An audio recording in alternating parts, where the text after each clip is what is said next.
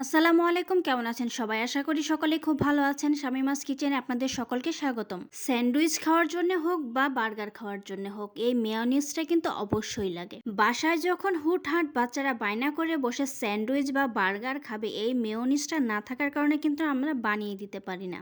ধরেন সব উপকরণই আপনার কাছে আছে কিন্তু এই মেয়োনিজটা নেই, এর জন্য কি আপনি স্যান্ডউইচ বা বার্গার বানাবেন না? সেজন্য আজকে একদমই ঝামেলা ছাড়া ঝটপট করে আপনাদের সাথে মেয়োনিজের রেসিপিটা শেয়ার করব। আজকে আমি একটা সিদ্ধ ডিম দিয়ে মেয়োনিজটা তৈরি করব। এইটা কিন্তু রেস্টুরেন্টের স্বাদকেও হার মানায়। তবে চলুন ঝটপট করে রেসিপিটি দেখে আসি। মেয়োনিজটা তৈরি করার জন্য এখানে একটা ব্লেন্ডারের জার নিয়েছি আর একটা সিদ্ধ করা ডিম আমি নিয়ে নিচ্ছি।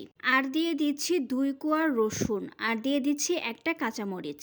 এখানে আমি একটা সেদ্ধ ডিম দিয়ে মেয়োনিজটা তৈরি করে নিচ্ছি। আপনারা আপনাদের পরিমাণ অনুযায়ী বেশি দিয়েও করে নিতে পারেন, তবে উপকরণগুলো এর থেকে বেশি লাগবে। 1/4 চা চামচের মতো দিয়ে দিচ্ছি চিলি ফ্লেক্স।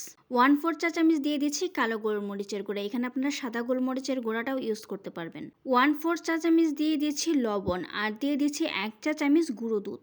ভরে ভরে 1 চা চামচ দিয়ে দিচ্ছি চিনি। এই চিনিটা কিন্তু অবশ্যই দিতে হবে, আর যে মেজারমেন্টগুলো আমি দিলাম এইগুলো ঠিক রাখলেই কিন্তু একদম পারফেক্ট একটা মেয়োনিজ আপনি তৈরি করে নিতে পারবেন। 1 চা চামচ ভিনেগারও আমি দিয়েছিলাম, কিন্তু সেটা স্কিপ হয়ে গেছে। এখন দিয়ে দিচ্ছি সয়াবিন তেল। এখানে আমি হাফ কাপ পরিমাণ তেল নিয়েছি, তবে একসাথে কিন্তু সম্পূর্ণটা দিব না। এখন 2 চা চামচের মতো দিয়ে দিলাম। ব্লেন্ডারের ঢাকনা দিয়ে ঢেকে দিচ্ছি, আর এটা 30 সেকেন্ডের মতো প্রথমে ব্লেন্ড করে নিব।